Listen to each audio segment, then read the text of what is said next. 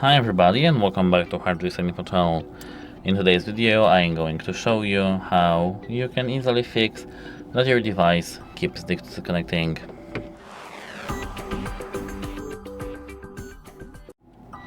So at first charge your device fully. Then check if the issue still occurs. If it still occurs and you have still the connection problems, you have to forget your headphones from your phone and then pair them back again. If it didn't help you, you have to do a soft reset. To do so, turn off your headphones and then turn them on. I'd say the break between turning off and on should be 20 seconds.